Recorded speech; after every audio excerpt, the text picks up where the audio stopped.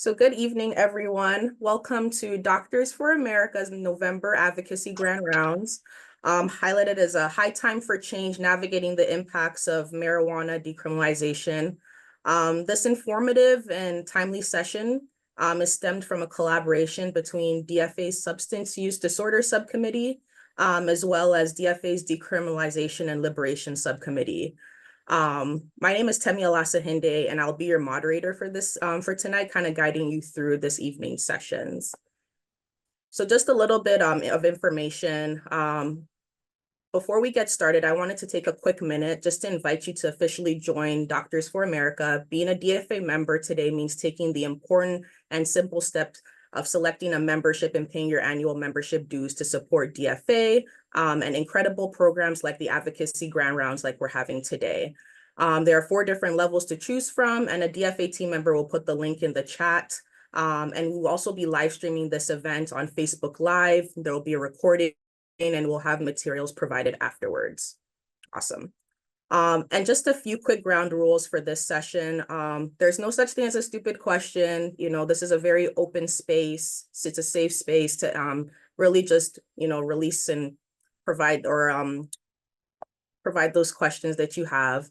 And then speaking of questions, please remember to use the Q&A feature that we have here with Zoom, and we will try to address your questions during the second half of this session. One of our members will be looking for those comments in the chat. So now before we move on, I just wanted to start by highlighting the issue around marijuana descheduling as well as decriminalization. For some of you, we recognize that this might be a new concept, or you're just starting to get your feet wet with learning about the issue. So I'd like to take this brief moment just to kind of break it down and explain why this truly matters. For decades, marijuana has been classified as a Schedule I substance under the Controlled Substances Act, which is one of 5 different schedules. Schedule I drugs are usually the worst class. And this classification means it's considered by the federal government to have no accepted medical use and a high potential for abuse. As it stands, marijuana is basically considered to be as bad as heroin at this time, which is another Schedule I drug. As a result, marijuana has been subject to heavy restrictions, limiting its research and its medical benefits. It's been creating barriers for people who use this as a medical therapy, and it also has fueled harsh and unnecessary criminal penalties that have had significant implications, especially on communities of color, such as Black and Brown communities, as well as vulnerable populations who suffer from racially discriminatory enforcement. So presently, there's 24 US states as well as DC that have legalized marijuana for its recreational use, and many more has embraced it for its medical use as well. Around now, 70% of American adults believe that it should be considered legal. So we have to ask ourselves, so why is marijuana still classified as one of the most restricted substances at the federal level? In 2023, the Department of Health and Human Services recommended moving marijuana to a less harsh schedule, Schedule III, which is a step forward towards reform, and it would acknowledge the medical benefits of marijuana. However, it would continue the criminalization of its use on the federal level. So as more states legalize marijuana for medical and recreational use, the conversation around descheduling is gaining momentum. So today we will walk you through what that means, why it's so important, and the nuances surrounding this issue, and how it could make a real difference from the perspectives of both public health as well as social justice. So we have tonight 2 amazing speakers here to talk to us about this. I have the pleasure of introducing and who will share kind of their expertise on this topic from 2 unique as well as 2 intertwined perspectives. So first up, we have Kat Packer, a leading expert on cannabis law and policy, who is dedicated to advancing equity in cannabis and broader drug policy reform. She's currently serving as the Director of Drug Markets and Legal Regulation at the Drug Policy Alliance, and is a distinguished cannabis policy practitioner in residence at the Ohio State University Moritz College of Law's Drug Enforcement and Policy Center. She also serves as a contributing author for the Thomas Rutter's Cannabis Law Desk Book, and is a founding board member and director of policy for the Cannabis Regulators of Color Coalition. Welcome, Kat. Next up, we have Sunil Agrawal. Dr. Agrawal is a physician and medical geographer. He is a board-certified fellow of both the American Academy of Physical Medicine and Rehabilitation and the American Academy of Hospice and Palliative Medicine. where he was named a top 20 emerging leader. He maintains a clinical practice at Ames, serves as a hospice physician / on-call palliative physician, and is an expert in cannabis and psilocybin medical and religious use in country, state, and federal courts. He has completed a ketamine-assisted psychotherapy trainings with Ketamine Training Center and Orenda Institute. Welcome, Dr. Sunil Agarwal. So I'm gonna leave it up to Kat and Dr. Sunil to kind of take it from here and provide us two different perspectives on marijuana descheduling and decriminalization. All right, and I can go ahead and get us started, but thank you so much for the invitation to join. Thank you to Doctors for America to invite this conversation in part because, as was mentioned, this is a critically important topic for so many different communities, and doctors have a critical role to play in both cannabis care and reform. So I'll share a little bit more about my background, what kind of shapes my perspective and framing, and then get a little bit into the legal state of cannabis at the federal, state, and local level, and talk a little bit about where the current efforts to reschedule and community efforts to push for descheduling lie today. So it's a bit strange to think about, but I've been doing this work for about a decade now. I graduated from law school in 2015 and immediately went to go work on legalization effort, originally in Ohio and then in California. And at the time, in 2016, California was going to become the third state to pass an adult use cannabis measure. And this has been preceded by, many states who had decriminalized cannabis, starting with California back in '96. But as was mentioned since then, we've seen 24 states plus DC pass initiatives for both adult use and medical use. There are 34 plus states that have policies for medical cannabis, but I think that there has been one challenge for the public in understanding truly what legalization means, the difference between decriminalization, legalization, and regulation. And there are so many different factors and issues that governments have to think about in a post-prohibition framework when they're shifting from just saying no to figuring out how to do things and manage things responsibly. And I think over the course of the last 10 years, we can acknowledge that there's been progress with these different regulatory efforts that exist at the state and local level. But there are also many different challenges that remain, both in terms of lessening the harms, reducing the harms of cannabis criminalization, and figuring out how to utilize future cannabis policies to advance equity and public health. And I think increasingly folks are, particularly in the public policy space, in the legal space, in the criminal justice space, folks are acknowledging and articulating that it's not just enough that legalization happen, that folks be able to have access to cannabis, but that we want to make sure that legalization happens right. And that means repairing the harms of criminalization, acknowledging those harms, but also promoting policies that advance public health. And so I've had a series of unique opportunities to try and work with and in government to figure these things out. Back in 2017, I had an opportunity to be appointed by the mayor of Los Angeles to serve as the Department of Cannabis Regulation for the city's executive director. I ran the Department of Cannabis Regulation from 2017 until 2022. And in that role, primary responsibility was issuing licenses for commercial cannabis businesses, but there were a whole host of other challenges that were on the city's plate. And I think it illustrates some of the challenges that governments have to deal with when trying to figure out exactly what regulation means. In part because when we're talking about these post-legalization policies, it's often a combination of personal allowances for individuals to possess, use, purchase up to certain threshold amounts, and also certain provisions in states allowing for personal cultivation, home growing of up to a number of plants and sharing um, those cannabis products between adults 21 and older.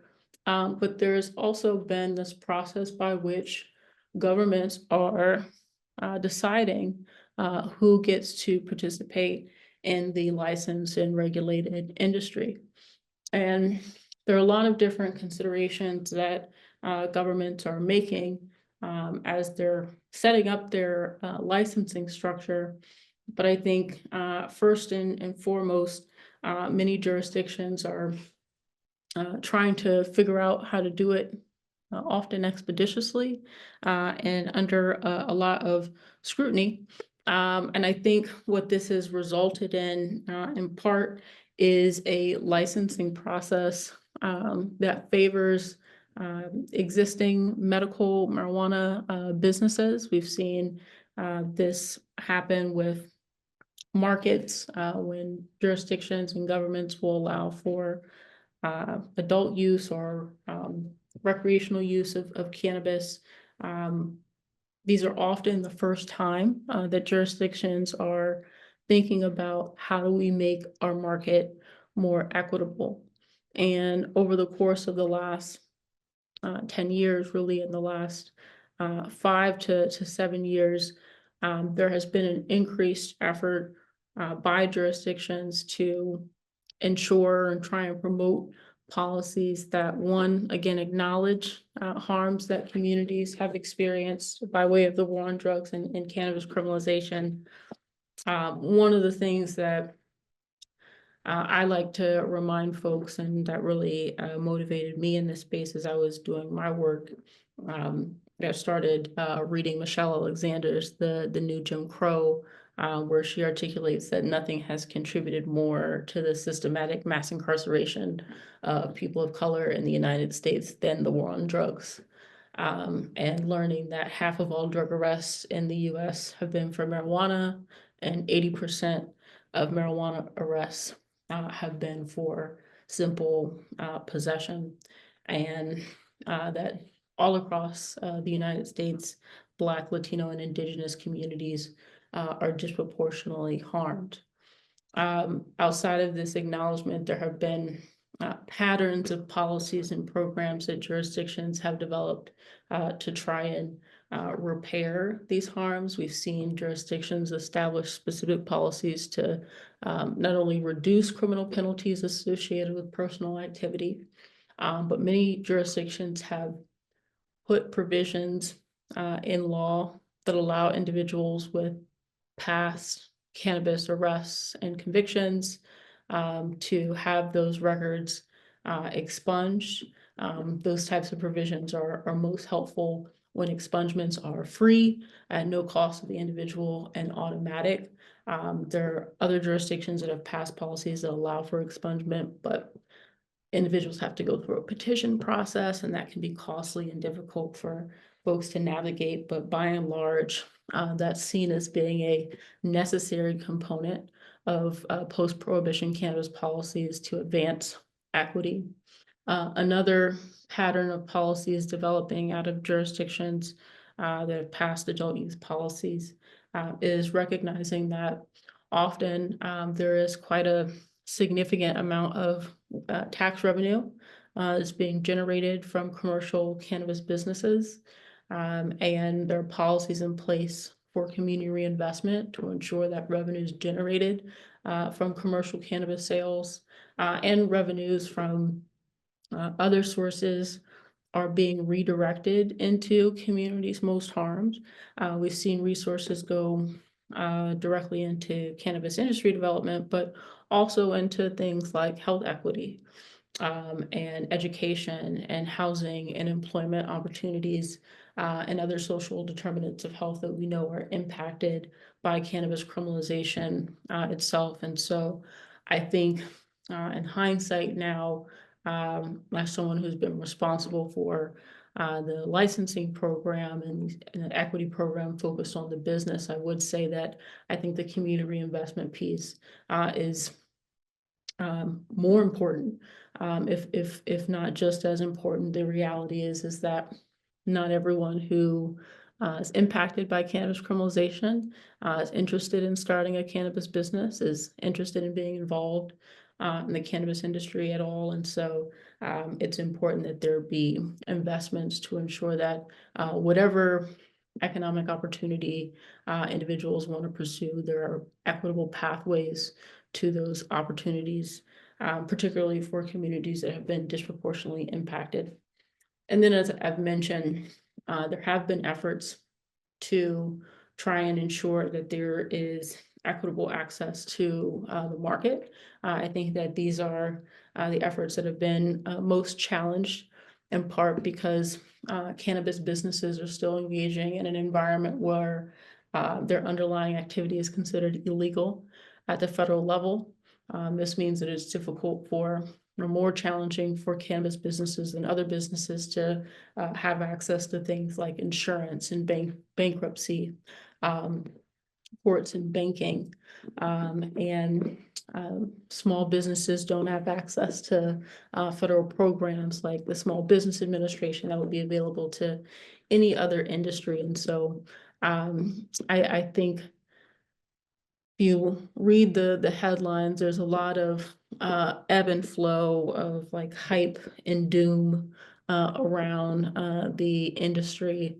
But what I can say is that there are, folks in the space who are seeking to, do it the right way, to participate in a regulated manner. And we know that when folks do that successfully, and we have governments who are managing their regulatory programs responsibly, consumers have access to safer products and are able to make better and more informed decisions as consumers to have healthier and more safe outcomes. I think that many of the efforts that have progressed at the state level are in part hindered by the state of illegality at the federal level. So as was mentioned at the top of the call, marijuana is still today considered a Schedule I substance. It was determined to be a Schedule I substance back in the day, back in the 1970s, when the Controlled Substances Act was first passed. And as was mentioned, there's an ongoing effort right now by the Biden administration's Department of Justice to reschedule marijuana, to move it to a different classification, Schedule III. But there's been a lot of misinformation about what rescheduling would mean, and what rescheduling mean versus descheduling. So I'll just spend a couple moments talking through the rescheduling process and what we can expect next at the federal level. So in its simplest terms, rescheduling is moving from one schedule to another, one schedule in the Controlled Substances Act to another. And descheduling would be removing that substance from the 5 schedules of the Controlled Substances Act altogether. The consequence of descheduling versus rescheduling would be that through removing marijuana from control of the Controlled Substances Act, marijuana would no longer be subject to criminal penalties in federal law that are specifically within the Controlled Substances Act.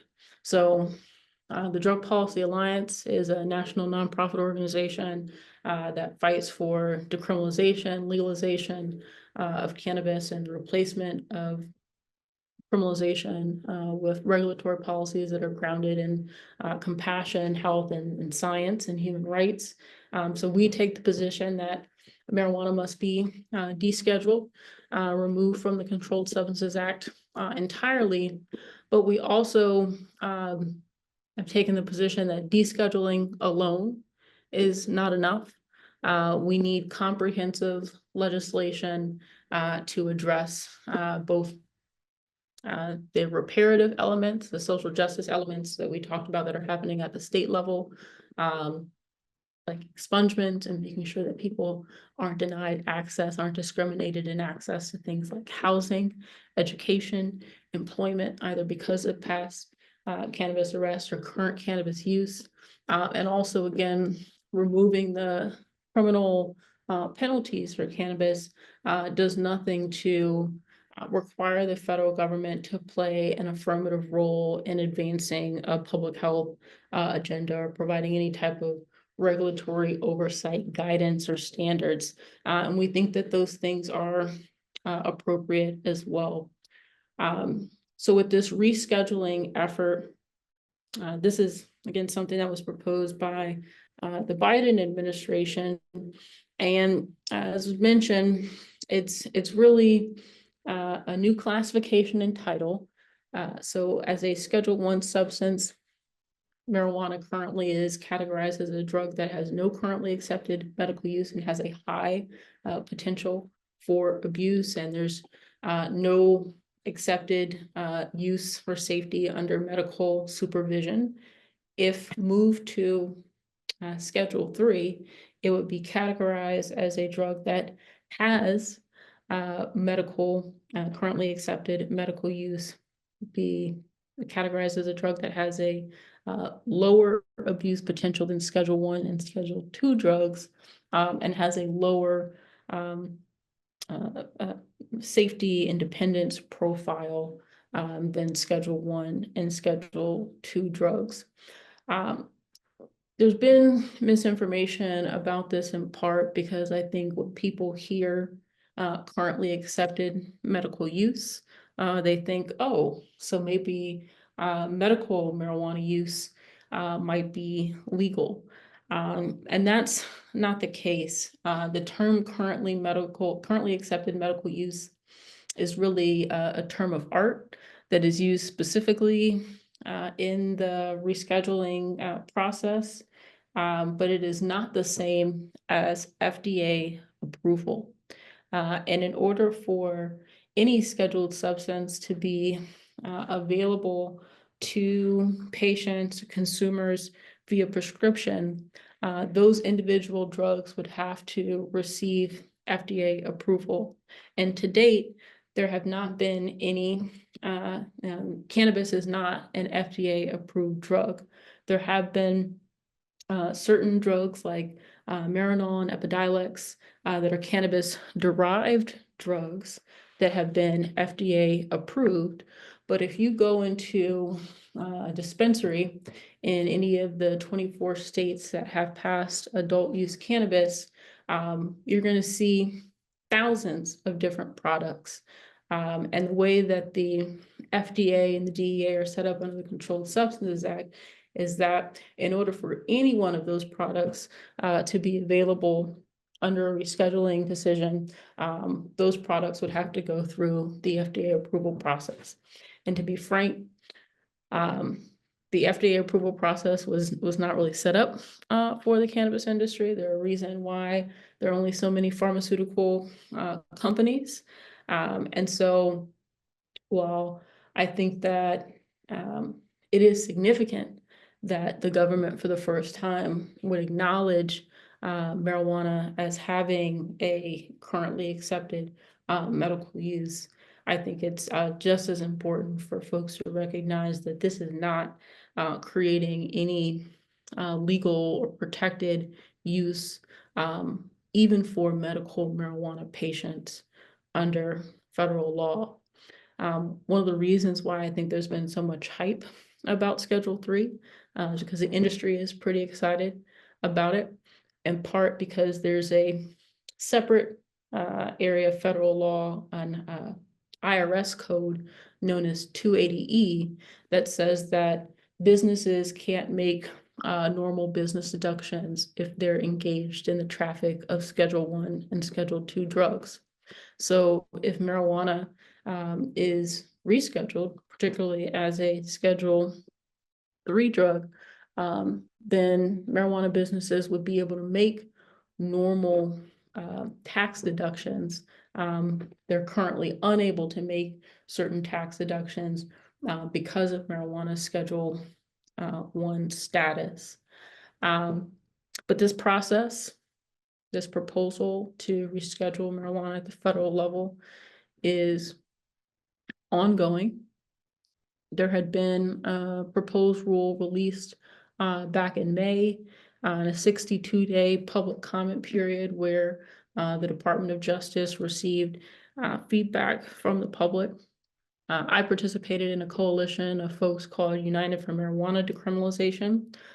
We were able to engage a significant number of people to engage in the public comment process.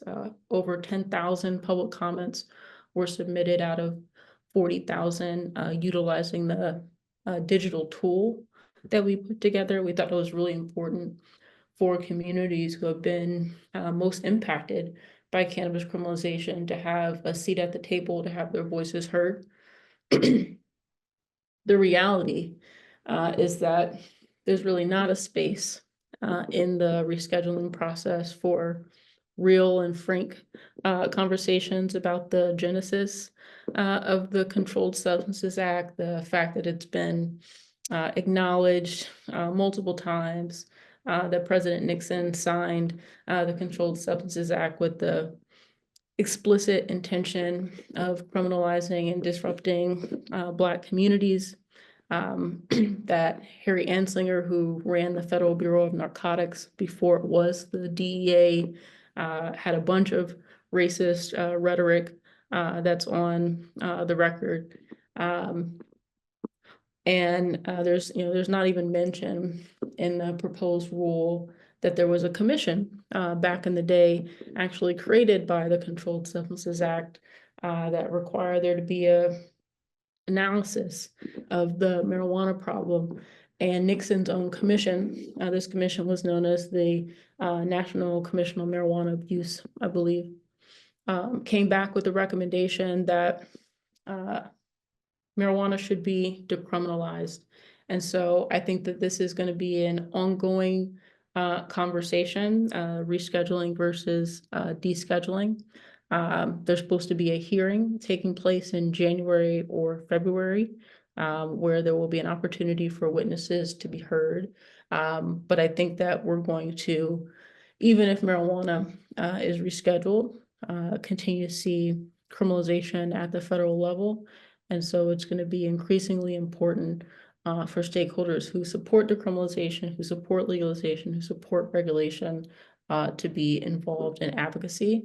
Would love to be able to continue to engage with your membership so that you all as doctors can continue to play an important role in this reform.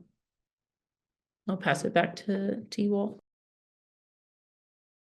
Thanks so much, Kat, for providing us that information on like the legal, policy, social, and political barriers surrounding this issue. We're going to transition now to Dr. Sunil Agarwal, who will provide us more of the medical benefits and patient perspective side of this issue as well. Okay, hello everyone. Good evening. So thank you so much for that introduction, Tema, and Kat. Your background and discussion was very enlightening. So my background is that I've worked on I'm a physician and my specialty is palliative care and rehabilitation medicine. I'm also a researcher and I did my PhD in medical geography. And what I did is I studied in specific terms the medical geography of what I called cannabinoid botanicals in Washington State, where I'm currently residing. I did a study of looking at patients who were using cannabis under medical authorization. What kind of access did they have?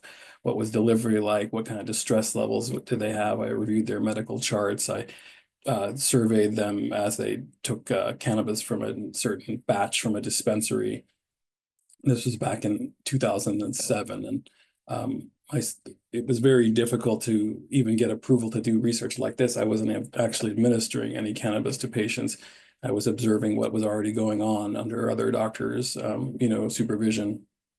But I actually had to get certificates of confidentiality from the NIH in order to get permission for them, for me to collect that. And I guess that was the first time the NIH had even issued such certificates like that. But it just goes to show you how, unbelievably difficult the Schedule I status and prohibition has made it to even ask simple questions that a graduate student wants to find out information about. How many barriers were put up in place. But thankfully, doing that work, I was able to actually find out some information about health outcomes in those groups of patients that I studied their medical charts and pain management outcomes. And we published all of those papers across 6 different journals. And I brought a lot of that information to the American Medical Association back in 2007, and as a medical student delegate, and was able to work on getting the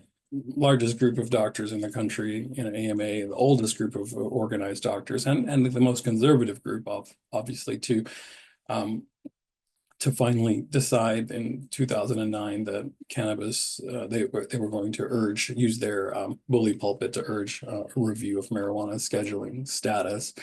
Not really based on my work, but lots of other published clinical trials. But I certainly shared my work with them, and that was 15 years ago, so it takes a long time to make changes like this happen. It seems that way, or at least the decks have been stacked in various ways because of the power of the status quo. And we can go into talking a little bit about that, but I just wanted to give you some of what efforts I've been involved in to try to insert some kind of rationality, sanity. You can say science, you can say compassion, you can say human rights, or you can say all of the above, into the way in which the ostensible health-related questions that are posed in the Controlled Substance Act scheduling criteria that Kat was discussing.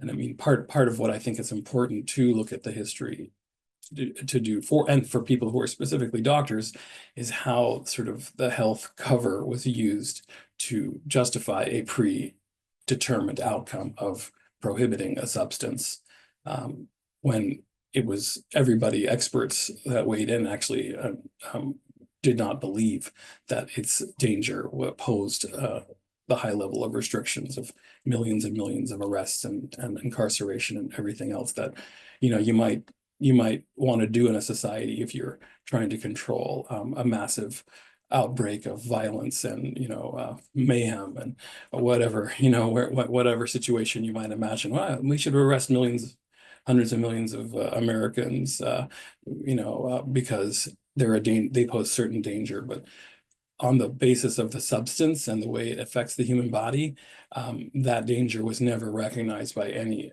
experts in any meaningful way. And I think it's important for doctors to know how they were kind of sidelined around that, so that we can kind of re-engage that process in a more educated fashion. And I've given talks about this to lots of medical groups. I remember presenting to the American Psychiatric Association back in 2011, I think it was.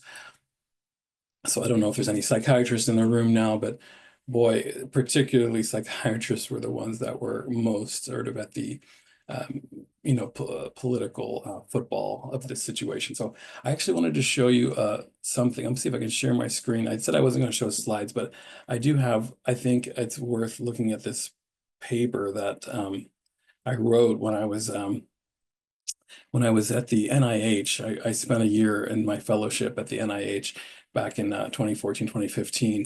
And I had to write this paper without my name on the title, even though you can see it there now. But because you weren't allowed as a federal agency official to really, I was a fellow but I was employed by HHS. And they didn't want anything controversial about this topic being said by anybody who was within the government, even though the goal of NIH is to, advance research and understanding. But anyway, it was called Health Scientists Blacklisting and the Meaning of Marijuana in the Oval Office in the early 1970s. And so what I did is I unpacked the Nixon tapes and what the meaning of marijuana was for the US presidential administration, which created and placed it in Schedule 1. And a friend of mine put together some of these really nice pictures, and I just wanted to show you some of these photos of different people over the years. So the first touch point you should know is 1937, which was when the first federal law against marijuana was passed, and that was under the FDR administration. And the guy who was running the drug enforcement at the time, Harry Anslinger, was blatantly racist. He would say things like, cannabis would make darkies think they're as good as white men, and he would say things like, that it's resulted in satanic music, jazz, and swing. I mean, these are actual official statements by an official that was pushing this Marijuana Tax Act law, which was essentially the first prohibition. He brought an expert to testify, and this is a picture of that expert right here. He was a PhD named James Munch, and it was from Temple University.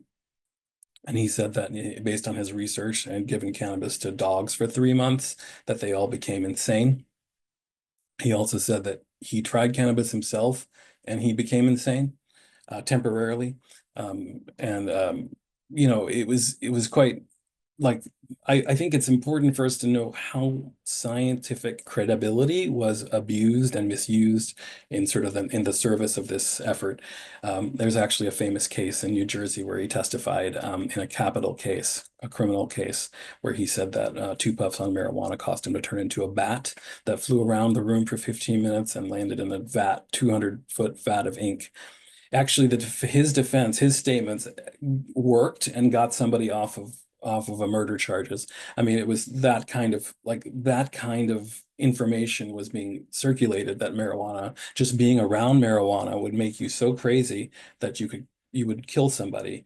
And the court said, okay, well, it seems like it's such a dangerous substance. Just being around it will make you crazy and want to kill somebody. So we can't call people murderers because they actually are insane, by reason of insanity defense. So that's the kind of like doing those kinds of things in the courts and having scientific abuse of information really started to, you made big impacts and just actual basic justice. And so media sensationalism that was run around reefer madness in the 30s was used in courts afterwards to get people off of various charges. That's why I wanted you to know. It was such a blatantly, unbelievable kind of, and those of the doctors who probably participate in court work, medical, legal, forensic work, none of that would ever, be possible today.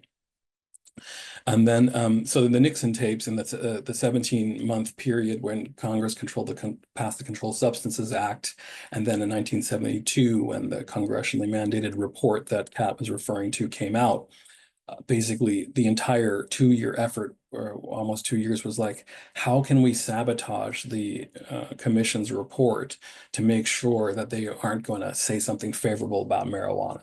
And so that was what, the whole 2-year effort was, a scuttling of trying to avoid any kind of serious study of the matter.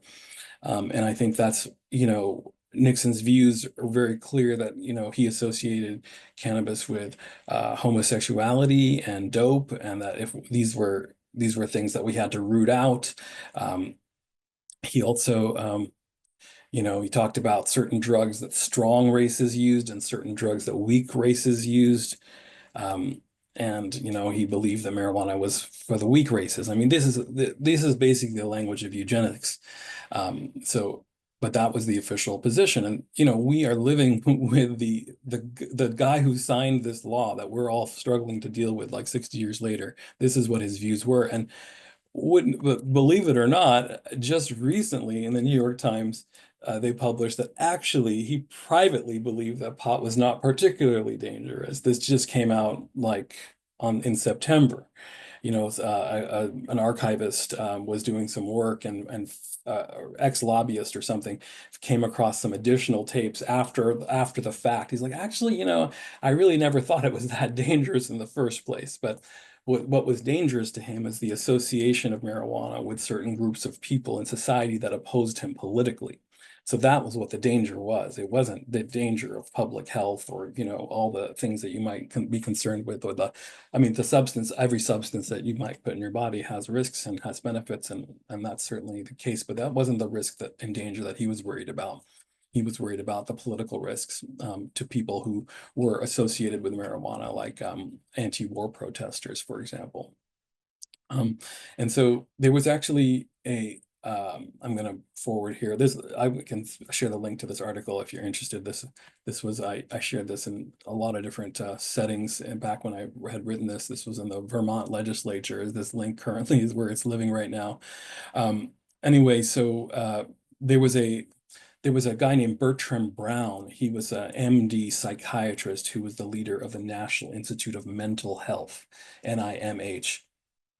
So when Bertram Brown, who was a very decorated doctor, um, he basically told the press that he thought marijuana was not really that dangerous, and if we're going to have any penalties for it, it should be like a parking ticket.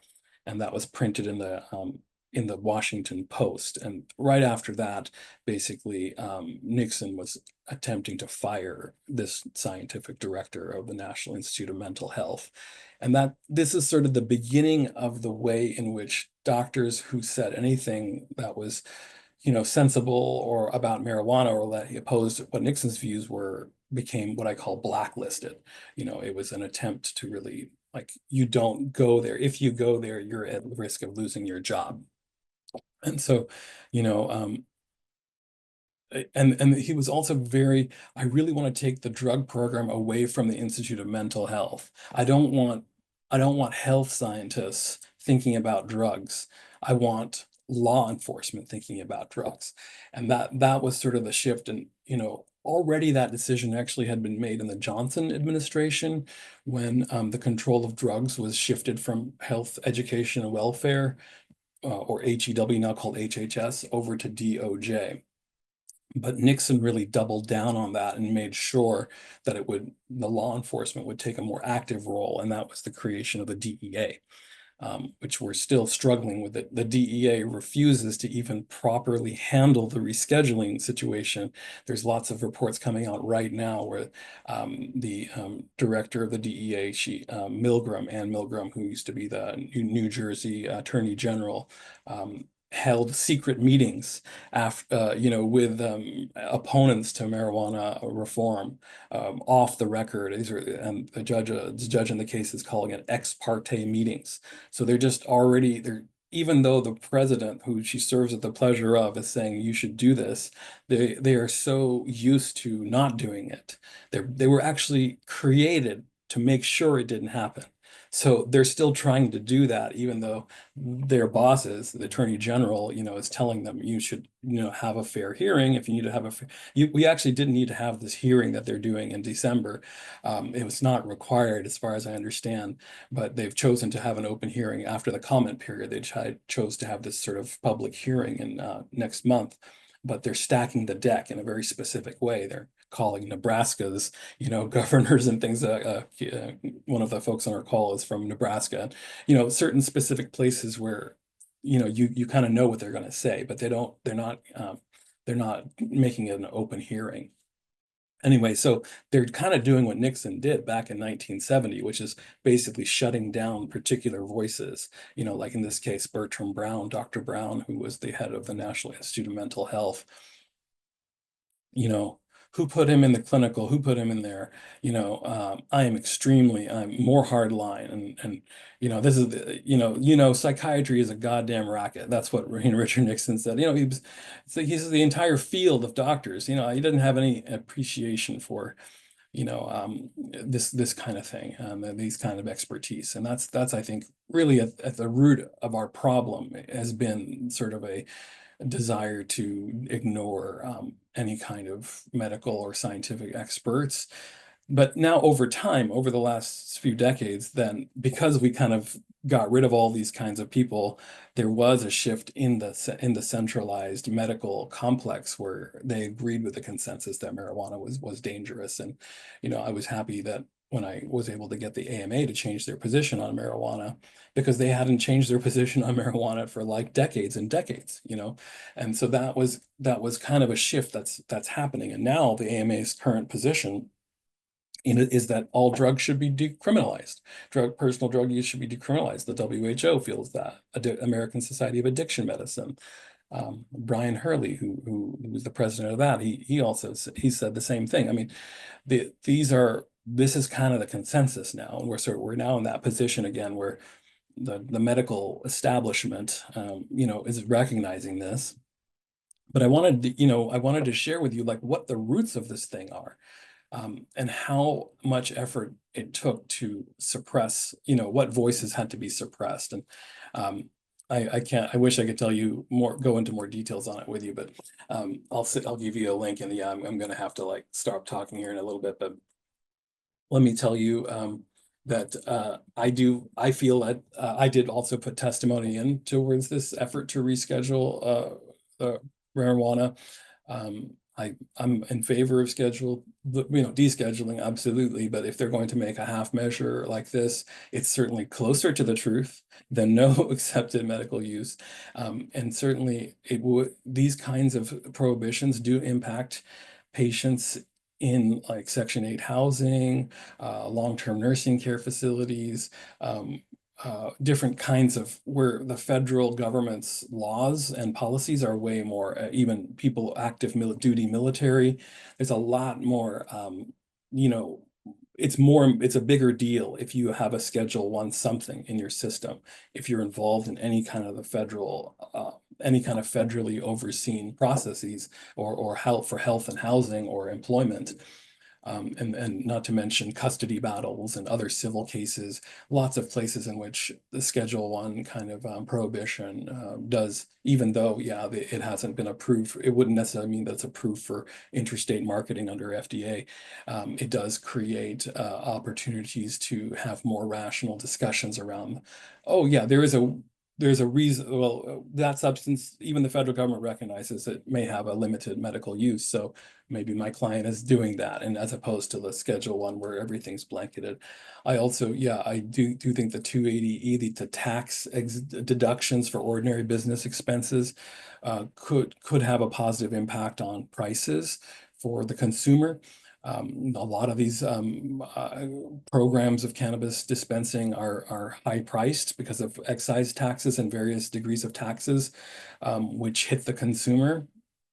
And that because to compensate for the fact that the business can't run with normal business deductions that you might see next door if you're selling alcohol or tobacco or food or anything else, other kind of business.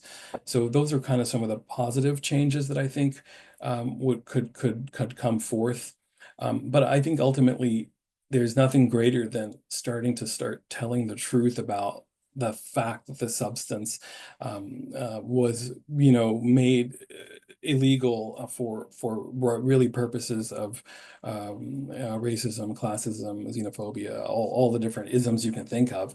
And that would really help us on the path towards making a better policy.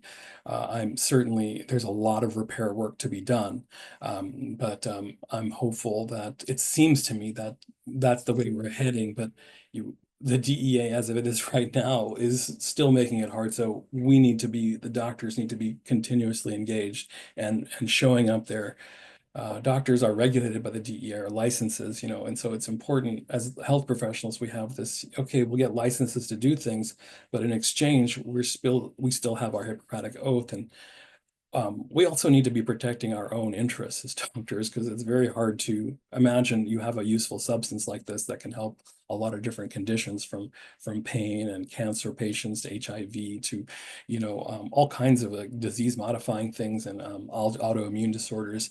And you just don't have access to it because Richard Nixon, didn't like a certain policy. I mean, that's an absurd thing that we need to do something about. And I hope those of you on this call will recognize that this is a bigger issue around human rights and health and the drug war, which it's time to kind of get past this. I'm also working on psilocybin rescheduling, which I can talk about another time. But these are all linked issues, but marijuana is the main one because so many people use it.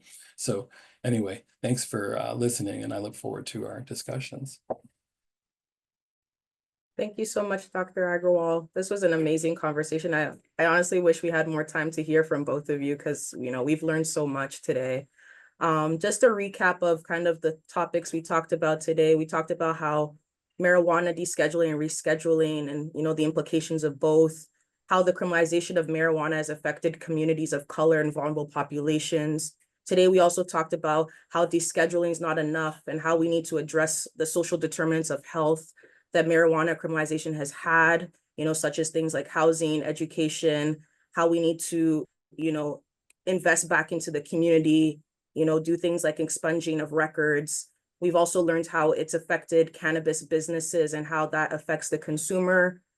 We also learned a little bit more about the dark history behind marijuana legislation and the dangers that have come with that and how it was targeted, towards, certain vulnerable populations, and how we as, medical professionals / doctors can advocate against this issue. So that was just a little recap of some of the things we talked about. We're going to transition now into questions and answers. So feel free to drop some of your questions in the chat. Some of our members will be able to kind of help, monitor that. But in the meantime, we do also have some structured questions that we do want to engage, Sunil and Kat in as well, just to kind of, learn more about these issues. So just a question that I had, how do you guys think, this is a question for both of you, how do you think we can strike a balance between promoting the medical benefits of marijuana while also preventing its misuse or overuse, especially in like vulnerable populations as well? Yeah, I can engage. I think it's education, and all around. Like, I think medical professionals need to be educated, consumers need to be educated, government needs to be educated. And yeah, I think that's the centerpiece of it all. Sunil? Yeah, absolutely. Research shows that as we normalize cannabis laws or medical or adult use, what it's actually improving the rates of use in youth. And I think that reducing them, and I think that there's a lot of factor of prohibition and the forbidden fruit that goes away, and there allows us to have more frank conversations about marijuana in healthcare settings, which is also another site for education. So yeah, I think that most populations that, where you have regulated systems, the Holland I always think of, they used to say, oh, marijuana, all the youth will become lower IQ and everything, but they've had legal cannabis markets there for decades, and their math and science scores, if you want to look at that as a marker, are some of the highest in the world in Europe, like Dutch students, So it's not true that there's going to be this association with marijuana and vulnerable population being youth. There's other populations that are vulnerable as well, those who might have really significant problematic substance use. But yeah, once you have education, once you can limit certain types of marketing strategies, like we've done in other areas like tobacco and alcohol, and you integrate it more into the society, that reduces, I think, problematic use. And another question I had, just kind of looking beyond how marijuana is scheduled, what other actions do you guys feel that policymakers, community advocates such as us, can really do to kind of get involved in this issue more? I know you kind of touched on it a little bit, Dr. Agarwal, but what like specific ways can our audience members get involved to really advocate for this issue? Well, if you live in a state where, the state policies are really important, as you can see, we've gotten this far because of multiple state activists and groups at state level. So if you live in a state where this is being discussed, or get involved in trying to improve the situation, a doctor's voice can go a long way. There's still a credibility there, I think, is important to leverage. At the federal level, it's a big issue, and it is good to know that there is a public hearing coming up, that the public's invited to, so you can certainly be part of that. And there's legislation that's pending, various bills that might get done before the year's up, and you could contact your federal representatives to have them support those bills. I think people are talking about the banking bill right now, as having like a possible chance. But yeah, I mean, that's one thing. And then just in your day-to-day practice, talking to your patients or your staff or your colleagues, that this is something that you've looked into, and you think it's kind of wrong. And I think that really helps, because there's still a lot of stigma around marijuana from decades and decades. I mean, multiple generations of propaganda. That's very hard to erase in overnight, but doctors can be part of that process of normalizing it by talking about it. Educating yourself too. Yeah. I don't know if Kat, you have any thoughts? People trust their doctors more than they trust government. And so I think doctors have the voice is significant and can be impactful. And I also think that doctors and medical professionals are going to have such an important voice, because the reality is that in the commercial framework that's developed and evolving, the industry has tremendous influence. And commercial and business interests is not always going to be aligned with consumer and public health and safety. And so I think it's going to be critically important for medical professionals to be able to represent consumers in ways that I think businesses will try and take advantage of consumers. And so I think part of this is having doctors recognize and play a role in creating access beyond commercial access. As well, there have been, talks about like state monopolies or personal cultivation, but I also don't want to like vilify access outside of commercial markets, because I think just like there are harms of prohibition, there can be harms of over commercialization as well.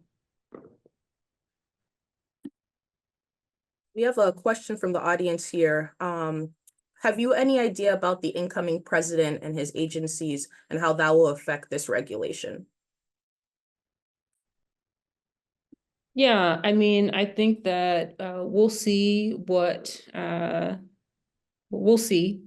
I think that the cabinet positions are continuing to change. Like even today, Matt Gaetz, who was Trump's pick for Attorney General, who was you know pro-cannabis reform, and had a lot of folks in the industry excited about it, is no longer at the table. So I think that we'll have to continue to see how these things evolve.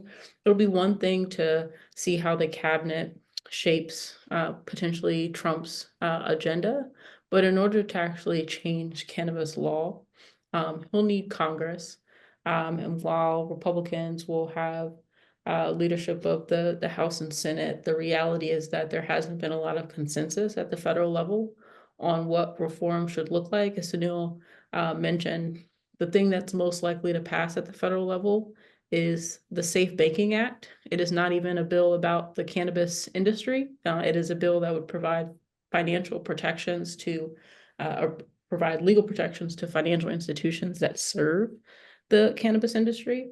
And so again, I think that this is business interest taking priority above, individual interest, public health. Like there wasn't a war on banks And yet the policy that we're most likely to prioritize at the federal level is providing protections for enforcement that's actually never even happened. So I do think that there's a need for federal reform to reprioritize itself on things that are actually important: people, public health, and how we set up a responsible framework. Have concerns that the incoming administration and just federal leaders in general may be paying too close attention to commercial interests and not the interests of people.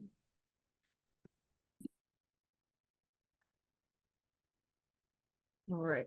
Doesn't look like we have any more questions from our audience, and it looks like we are about out of time right now. So I just want to thank you guys again, for our speakers, for, helping us provide a very thought-provoking discussion here. We're so grateful that both of you were able to join us tonight, and really provide your expertise on this really timely issue.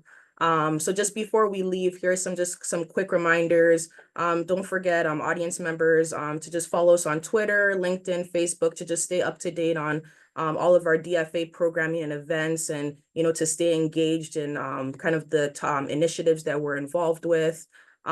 We just want to leave you. Thank you for coming out tonight, and have a great rest of your night.